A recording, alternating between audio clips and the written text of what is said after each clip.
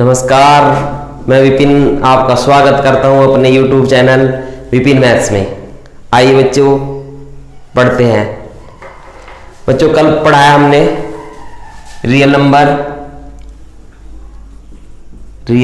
Numbers.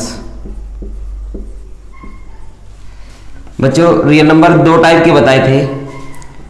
एक था हमारा रेशनल नंबर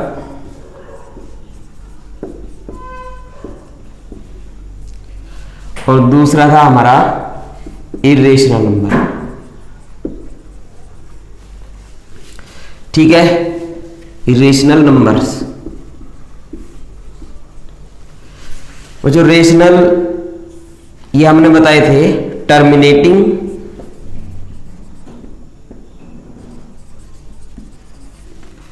और दूसरा था हमारा नॉन टर्मिनेटिंग बट रिपीटिंग। और जो इरेशनल नंबर होते हैं बच्चों के होते हैं नॉन टर्मिनेटिंग और नॉन रिपीटिंग।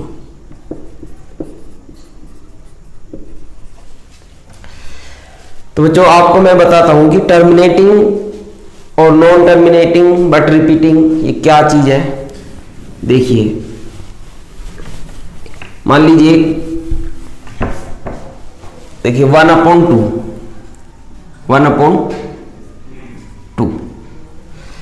देखिए अगर हम 2 से 1 को डिवाइड करेंगे तो 0 पॉइंट यहां पर 0 लगा लेंगे। 10 कितना रिमाइंडर बचा 0। रिमाइंडर क्या बचा हमारा 0। यानी कि जब रिमाइंडर 0 बचता है तो उसे हम कहते हैं टर्मिनेटिंग। इनकी वो खत्म हो चुका है, अब कोई डिवाइड नहीं होगा। जैसे इस तरह से हम इसे लिख सकते हैं 0.5। इसी प्रकार देखिए 1/4 4 से डिवाइड करेंगे 1 को तो 4 2 जा 8 2 4 5 जा 20। रिमाइंडर कितना बचा बच्चों 0। तो यहां पर भी देखो रिमाइंडर 0 बचा, तो इसे भी क्या कहेंगे हम टर्मिनेटिंग। क्या कहेंगे इसे हम टर्मिनेटिंग। तो 1/2 1/4 ये क्या नंबर है टर्मिनेटिंग नंबर है। देखिए बच्चों नॉन टर्मिनेटिंग के बारे में देखते हैं। जैसे 1/3 है, 3 से 1 को जब हम डिवाइड करेंगे तो पॉइंट लगाया 0 3 3 जा 9। रिमाइंडर कितना बचा 1।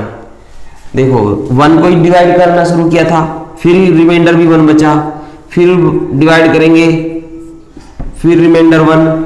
तो देखिए बच्चों इसी तरीके से ये प्रोसेस चलता रहेगा। तो ये कभी डिवाइड कहीं खत्म होगा, कभी खत्म नहीं होगा, क्योंकि हर बार रिमाइंडर 1 बचता रहेगा।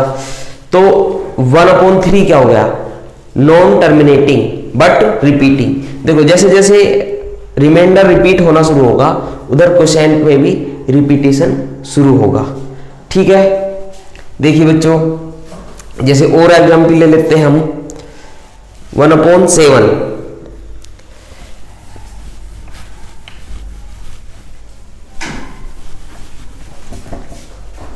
देखिए 1/7। देखो 7 से डिवाइड किया 7 1 जा 7 3 0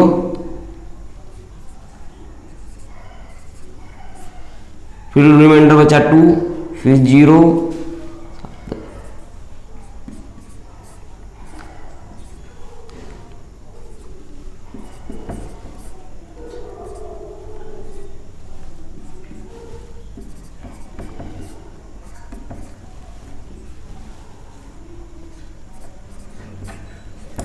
देखिए बच्चा रिमाइंडर कितना बचा लास्ट में 1। और 1 को ही डिवाइड करना शुरू किया था हमने। यहाँ पर देखो 1 को ही डिवाइड करना शुरू किया था और रिमाइंडर अंत में क्या बचा 1।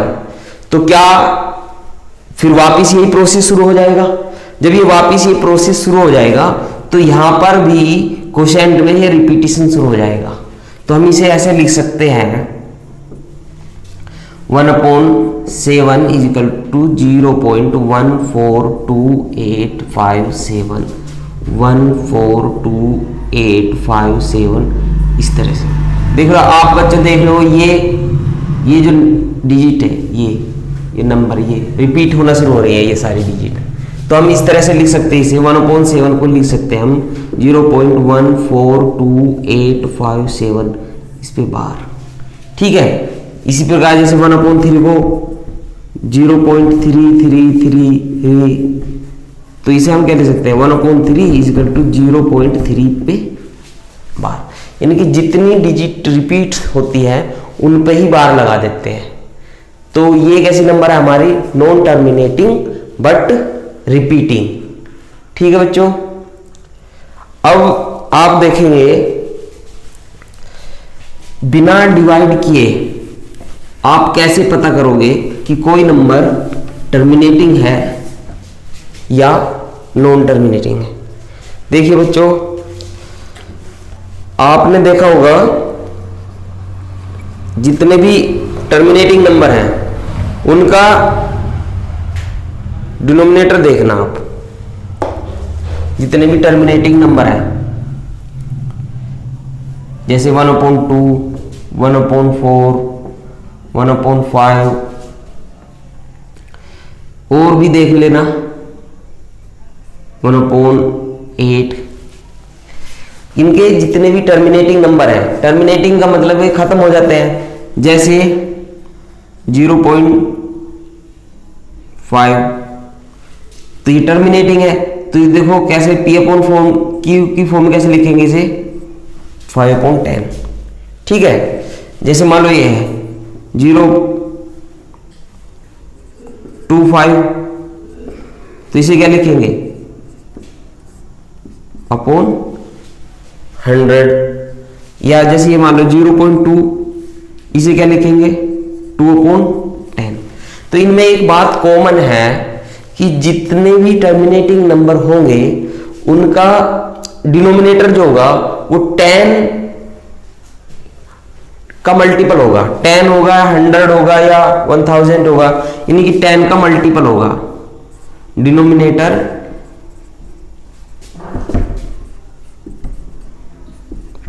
10 का मल्टीपल होगा। और बच्चों आप जानते हैं अगर हम 10 के फैक्टर करें, प्राइम फैक्टर, तो 2 और 5 बनते हैं। इसका मतलब यह है कि हम ये कह सकते हैं कि जितने भी टर्मिनेटिंग नंबर होते हैं उनका जो डिनोमिनेटर होता है उसके फैक्टर 2 होगा या 5 होगा या दोनों होंगे। यानी कि हम ये कह सकते हैं कि P/Q में यदि Q को हम 2m इंटू 5n की फॉर्म का लिख पा रहे हैं तो हमारा P/Q जो नंबर है वो हमारा टर्मिनेटिंग नंबर हो जाएगा। और अगर हम ऐसा नहीं कर पा रहे हैं तो हमारा वो टर्मिनेटिंग नंबर नहीं होगा। देख लो आप, ये देखो ये हमारा जो है 1/2 ये इसका फॉर्म है, 1/4 इसके है, ये 1/5 0.2 के इक्वल है। ठीक है, ऐसे आप देखना ये 1/8 है तो इसमें Q की वैल्यू कितनी होगी, Q हो गई हमारा 8 और Q के अगर हम 8 के हम प्राइम फैक्टर करें तो कितना आएगा 2⁻³ तो प्राइम फैक्टर कितना हुआ इसका 2। यानी कि टर्मिनेटिंग नंबर में जो डिनोमिनेटर होगा हमारा वो हमारा सदा 2m इंटू 5n की फॉर्म का होगा। ठीक है, अब जैसे हमने नॉन टर्मिनेटिंग नंबर पढ़े थे, देखो 1/3, 1/7, आप इनमें देखो 1/3 इसका प्राइम फैक्टर 3 तो Q क्या हमारा 3 तो तो 3 में कहीं 2 प्राइम फैक्टर है, 2 और 5 है, आ रहे हैं क्या? नहीं आ रहे हैं, यानी कि ये टर्मिनेटिंग नहीं होगा।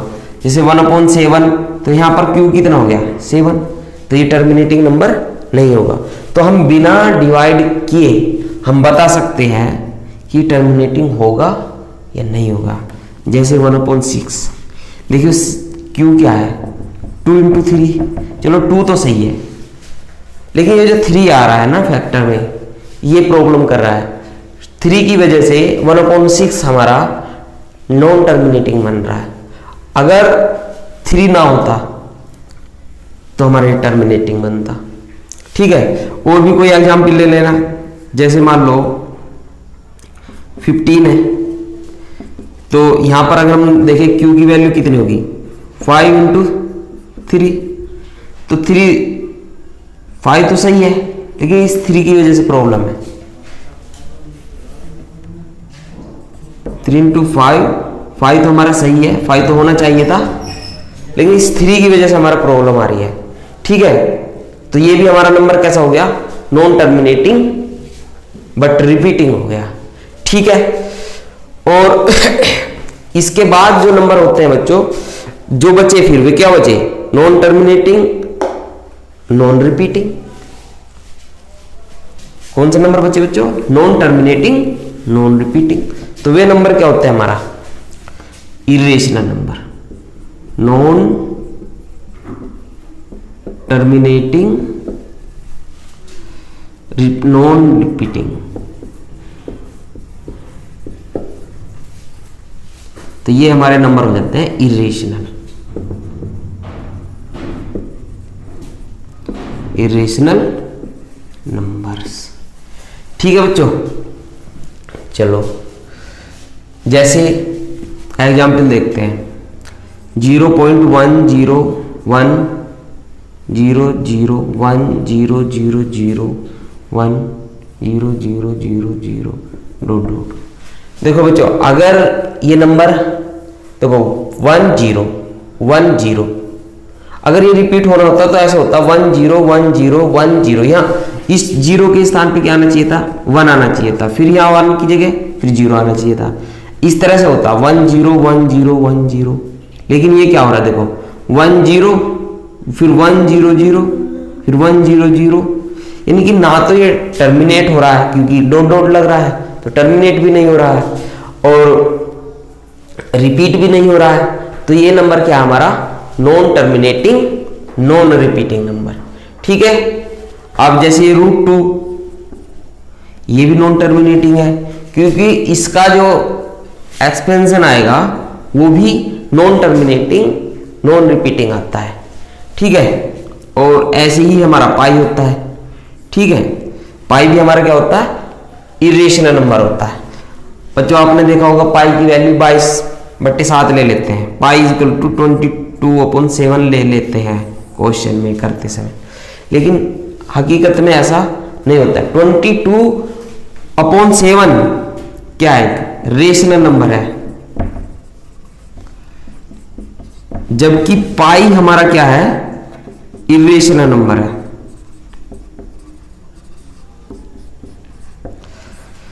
और कभी भी कोई रेशनल नंबर इरेशनल नंबर के बराबर नहीं हो सकता। या तो नंबर रेशनल होगा या नंबर इरेशनल होगा। ऐसा नहीं हो सकता कि कोई नंबर रेशनल भी हो और साथ ही साथ इरेशनल भी हो। तो लेकिन पाई की जो वैल्यू होती है वो 22/7 के बेहद करीब है, बहुत ज्यादा नजदीक है, इसलिए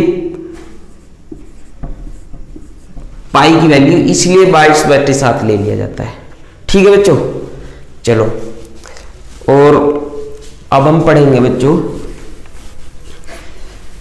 रेशनल नंबर और इरेशनल नंबर को नंबर लाइन पर रिप्रेजेंट कैसे करते हैं। ठीक है,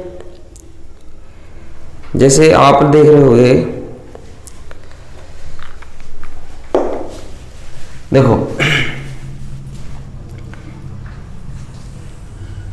ये एक लाइन है, स्ट्रेट लाइन, बिल्कुल स्ट्रेट लाइन। ठीक है, हॉरिजॉन्टल लाइन कह सकते हैं। अब इसमें देखना, इस कि कोई एक पॉइंट लो, उसको हम रिप्रेजेंट करते हैं 0 से। मान लो ए पॉइंट लिया कोई ए, तो इसको हमने 0 से रिप्रेजेंट किया और एक निश्चित स्केल लेकर के 1 2 3 इस टाइप से निशान लगाते हैं। इधर फिर -1 -2 इधर -3, ठीक है बच्चों। इधर ये माइनस इनफाइनाइट तक है और इधर ये प्लस इनफाइनाइट तक है, ठीक है।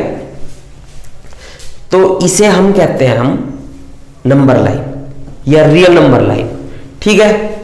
देखो जैसे एक 0 और 1 के बीच की जितनी डिस्टेंस है, मान लो 1 सेंटीमीटर है, तो फिर 1 और 2 के बीच की भी डिस्टेंस फिर 1 सेंटीमीटर है, फिर इन दोनों के बीच की डिस्टेंस भी 1 सेंटीमीटर है। इधर भी 1 सेंटीमीटर है, फिर इधर भी 1 सेंटीमीटर है, इन दोनों के बीच की डिस्टेंस भी 1 सेंटीमीटर है, ठीक है। यानी कि एक निश्चित स्केल है, 1 सेंटीमीटर ही नहीं, कुछ भी तुम जो भी स्केल लेना चाह रहे हो, 1 मीटर लेना चाह रहे हो तो फिर इन दोनों के बीच की डिस्टेंस 1 मीटर होगी, 1 और 2 के बीच की डिस्टेंस भी फिर 1 मीटर होगी, फिर आगे तक ऐसे ही रहेगा, ऐसे ही इधर भी रहेगा, ठीक है। ये होती है हमारी नंबर लाइन या रियल नंबर लाइन, ठीक है। अब जैसे हम मान लो हमें इस पर रिप्रेजेंट करना है 5/4, क्या रिप्रेजेंट करना हमें 5/4। तो देखो हम इसे क्या ले सकते हैं 1/4। इसका मतलब क्या हुआ कि 1 + 1/4, तो 1 तो कंप्लीट हो गया, तो 1 कंप्लीट हो गया, तो इधर हो गया ये 1, ठीक है। अब बचा 1/4। 1/4 का मतलब है कि अगले वाले जो ये खाना है इसका, ठीक है, इसका 4 पार्ट करने हैं इक्वल, 1 2 3 4 इक्वल पार्ट करने हैं और उनमें से क्या ले लेना 1 ले लेना। तो ये जो पॉइंट हुआ हमारा ये, इसको हम किससे रिप्रेजेंट करेंगे 5/4 से, ठीक है। जैसे मान लो हमें लेना होता -k 3/4, तो देखिए -k है तो हम 0 से लेफ्ट में चलेंगे, तो -3/4, तो लेफ्ट में चलेंगे 3/4। अब देखिए 3 4 से छोटा है, यानी कि न्यूमरेटर डिनोमिनेटर से छोटा है, तो यहाँ यही पहला जो हमारा बॉक्स है इसी में आ जाएगा। इसका मतलब है इसके 4 पार्ट करो इक्वल लेंथ के, 1 2 3 4, और उनमें से कितने ले लो 3, 1 2 3। तो ये जो पॉइंट हुआ हमारा ये किसे रिप्रेजेंट करेगा, ये पॉइंट हमारा 3/4 को, ठीक है बच्चों। इसी तरीके से आप कोई भी पॉइंट ले लेना, कोई भी नंबर ले लेना, इसी तरीके से वो नंबर लाइन पर रिप्रेजेंट हो जाती है। और एक बात देखो बच्चों, कोई भी रियल नंबर इस नंबर लाइन पर किसी ना किसी पॉइंट के द्वारा रिप्रेजेंट होगा, ठीक है। ऐसा यानी कि ऐसा कोई भी रियल नंबर नहीं है जो इस नंबर लाइन पर रिप्रेजेंट ना किया जा सके। इसी प्रकार कोई ये जो पॉइंट है ना, ये सारे पॉइंट किसी ना किसी रियल नंबर को रिप्रेजेंट करेंगे। जैसे मान लो ये पॉइंट है, मान लो किसी ने कह दिया ये पॉइंट है P, तो ये P पॉइंट है ना, किसी ना किसी रियल नंबर को रिप्रेजेंट करेगा। हो सकता है P पॉइंट वो इरेशनल हो सकता है वो रेशनल हो, ये जरूरी नहीं कि रेशनल ही हो सकता है वो इरेशनल भी हो।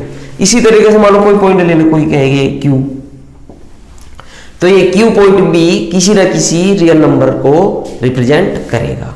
यानी कि कहने का मतलब ये है कि प्रत्येक रियल नंबर के कोरस्पॉन्डिंग रियल नंबर लाइन पर एक पॉइंट जरूर होता है, और रियल नंबर लाइन पर प्रत्येक पॉइंट किसी ना किसी रियल नंबर को रिप्रेजेंट करता है, ठीक है बच्चों।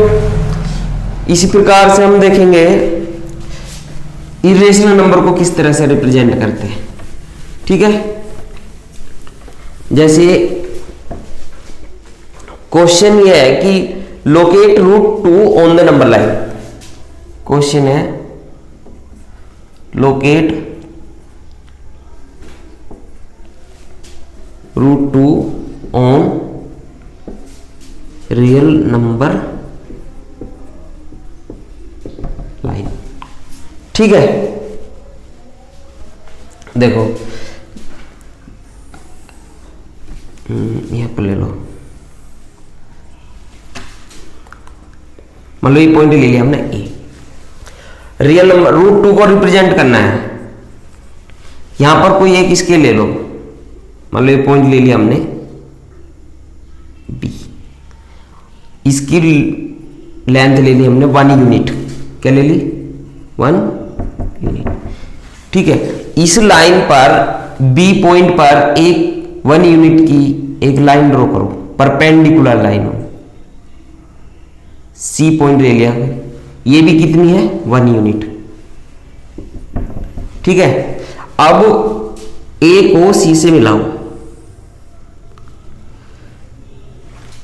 ठीक है बच्चों, देख रहे होगे ए बी सी एक हमारा राइट एंगल ट्राइंगल बन चुका है। अब ये क्या हो गया हमारा? देखो बेस हो गया, और ये हो गया हमारे हाइट हो गई इसकी परपेंडिकुलर। तो ये हमारा क्या हो गया? हाइपोटेनियस हो गया।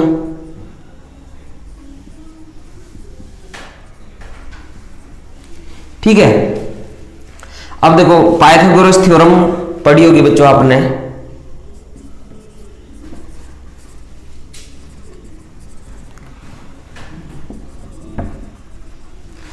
देखिए क्या आएगा कि बेस का स्क्वायर प्लस परपेंडिकुलर का स्क्वायर इक्वल टू कितना आएगा? हाइपोटेनियस का स्क्वायर। बेस कितना हमारा? 1, तो 1 का स्क्वायर प्लस 1 का स्क्वायर इक्वल टू ए सी का स्क्वायर। देखिए ए सी स्क्वायर इक्वल टू कितना आ जाएगा? 1 प्लस 1, 1 का स्क्वायर 1 प्लस 1 का स्क्वायर 1, 2, ए सी आ गया हमारा रूट 2। तो ये जो हमारी ए सी आएगी ना, ये हमारे रूट 2 के इक्वल आएगी। अब कंपास में कंपास लीजिए, एक यहां पर रखिए, ये डिस्टेंस भरिए रेडियस, और इस ऐसे आर्क लगा दीजिए यहां पर। तो ये जो पॉइंट आया ना हमारा ये डी, किसके इक्वल होगा? ए डी हमारा ए सी के इक्वल होगा, क्योंकि रेडियस है। कंपास लिया, कंपास में ए सी एक रेडियस ली और इस तरह से एक आर्क लगा दिया। ठीक है, और रेडियस इक्वल होती है, तो ए डी इक्वल टू कितना होगा? ए सी। तो ए डी हो गया हमारा रूट 2। तो ये जो डी पॉइंट है ना, ये किसको डिनोट कर रहा है? हमारा डी पॉइंट हमारा रूट 2 को रिप्रेजेंट कर रहा है। ठीक है बच्चों, आई बात समझ में? इसी प्रकार से आप रूट 3 या रूट 5 इनको भी रिप्रेजेंट कर सकते हैं। ठीक है,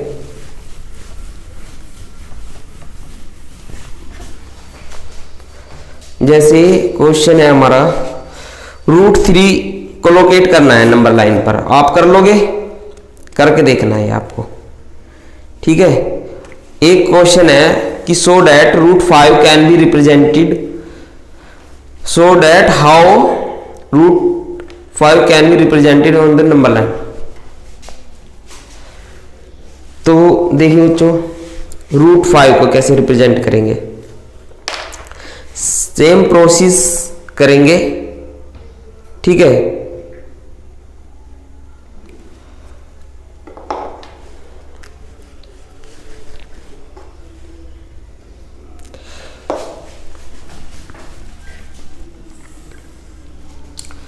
मान लीजिए ये हो गया हमारा ओ पॉइंट, इस 0 से डिनोट कर रहे हैं।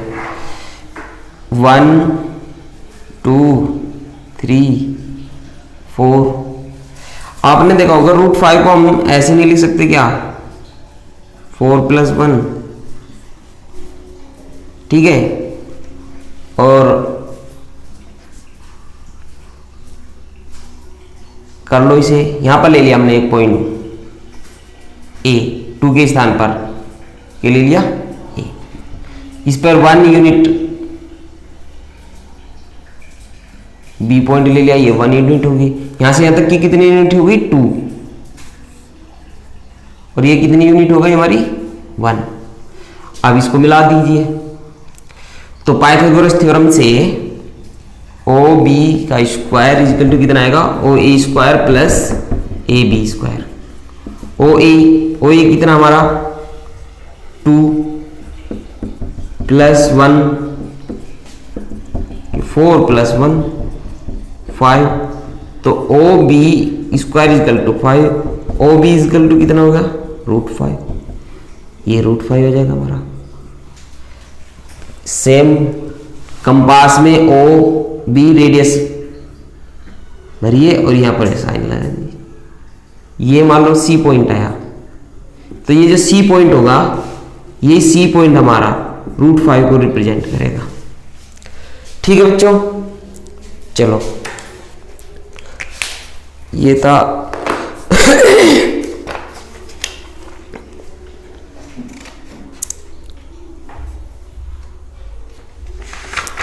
देखो जो अब हम देखते हैं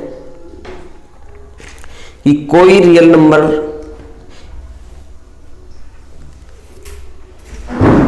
जो रेशनल नंबर होता है वो पी अपॉन क्यू की फॉर्म में किस तरह से रिप्रेजेंट होता है। जैसे मान लीजिए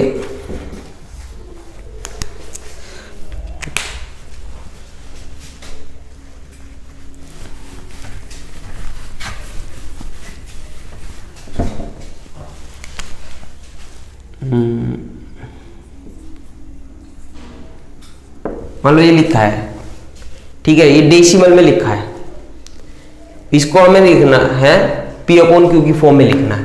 तो देखिए कैसे करेंगे,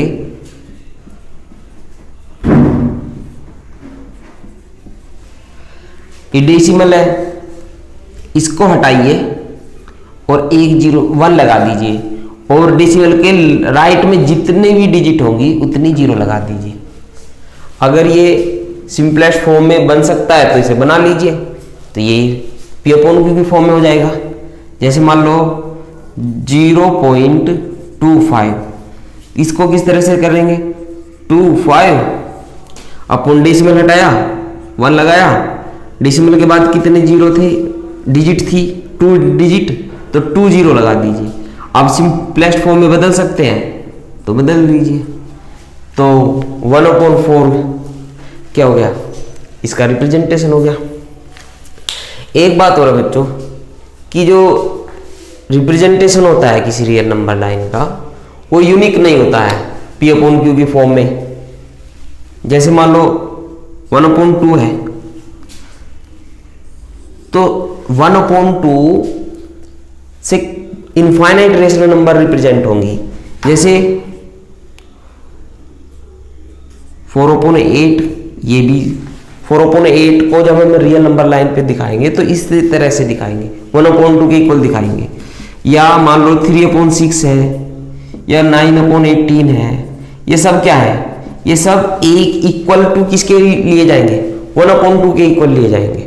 ठीक है, यानी कि रेशनल नंबर का रिप्रेजेंटेशन यूनिक नहीं होता है कि वो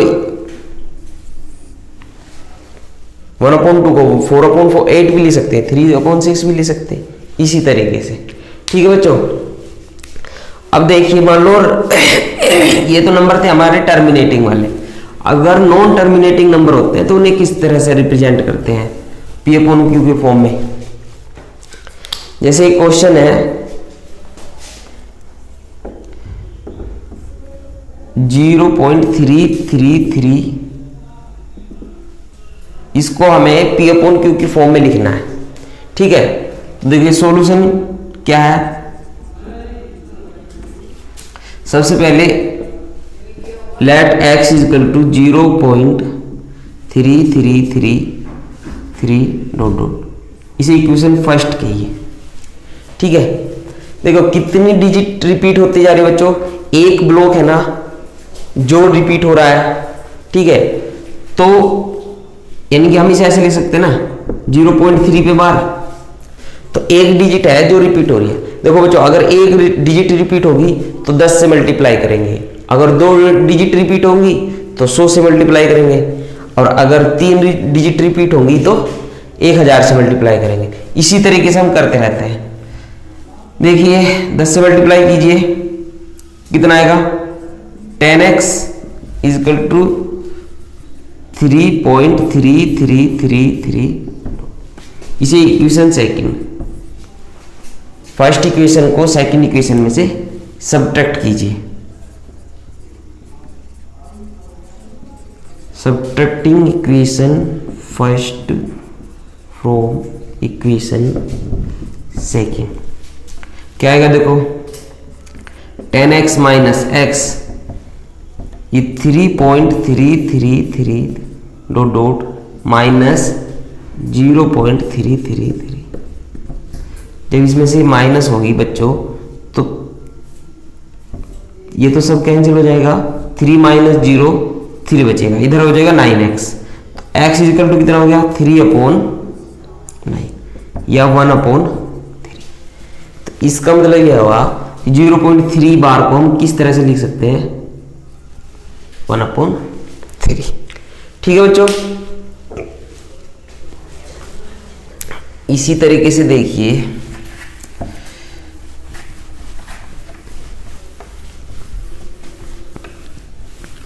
इसका और भी तरीका है। जैसे मान लो ये लिखा है 0.3 पे बार, तो इसको ऐसे लिखिए 3, ये जो नंबर है इसको ऐसे लिखिए बार हटा करके। अब जितने पर बार है, जितने डिजिट पर, उतने 9 लिख दीजिए नीचे। इसे सोल्व कर दिए 1/3। ये शॉर्ट मेथड है। ठीक है, अब दूसरा क्वेश्चन देखिए बच्चों।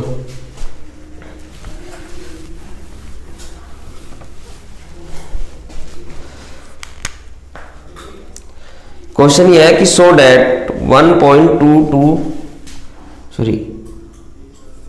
सो that 1.272727 dot dot can be represented, can be expressed in the form of, can be expressed in the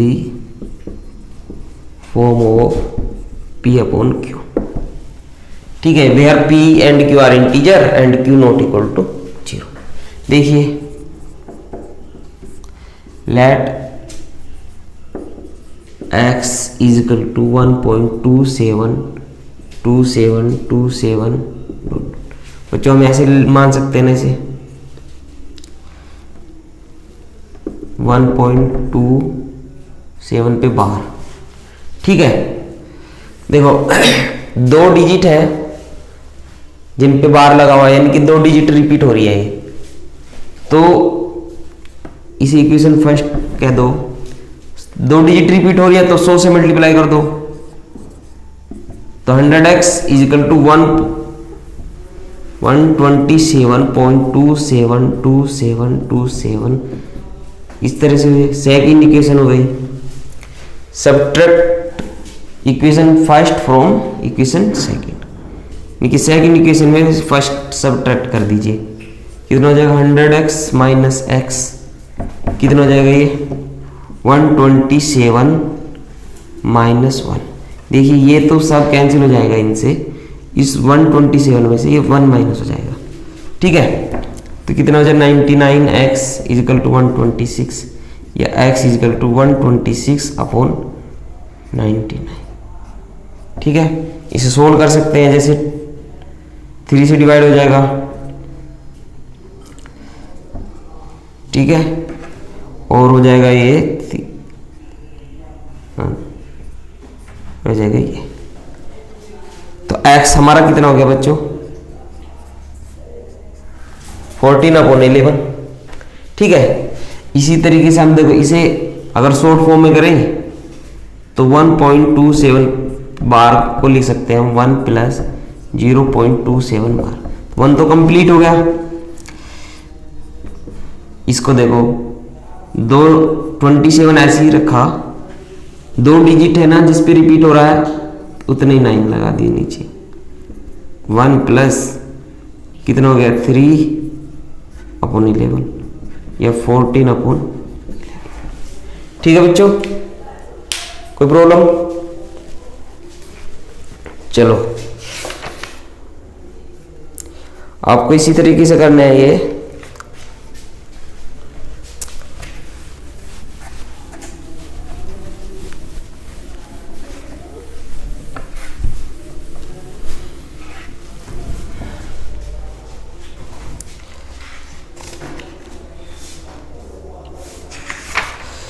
देखो क्वेश्चन ये है बच्चों, एक find an irrational number between 1/7 and 2/7।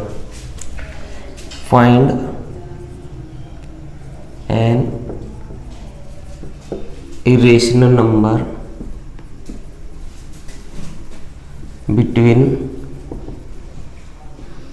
1/7 and 2/7। 1/7 और 2/7 के बीच में एक इरेशनल नंबर फाइंड करना। बच्चों 1/7 और 2/7 के बीच में एक्चुअल में इनफाइनाइट रेशनल नंबर है और इनफाइनाइट ही इरेशनल नंबर है। ठीक है, देखिए तो 1/7, तो 1/7 को किस तरह से लिख सकते हैं बच्चों? 0.142857। ठीक है, और 2/7 को लिख सकते हैं बच्चों हम 2 की मल्टीप्लाई कर लो इसमें। ठीक है,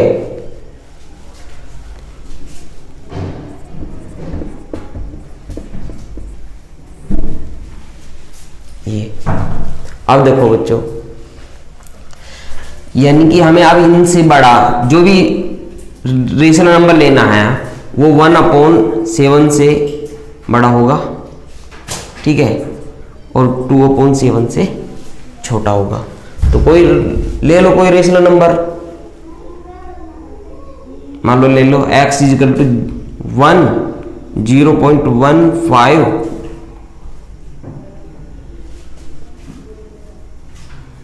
0.150015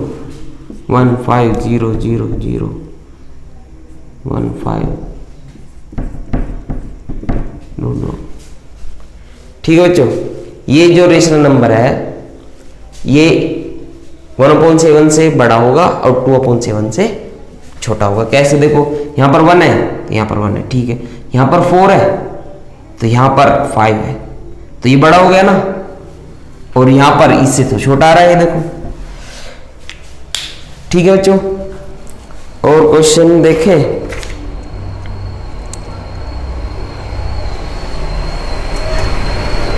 तो करना आप इन क्वेश्चन को। चलो आगे मिलते हैं सर, अगले नेक्स्ट वीडियो में मिलेंगे बच्चों। अच्छी लगी हो वीडियो तो शेयर करना, सब्सक्राइब करना और लाइक करना। Thank you.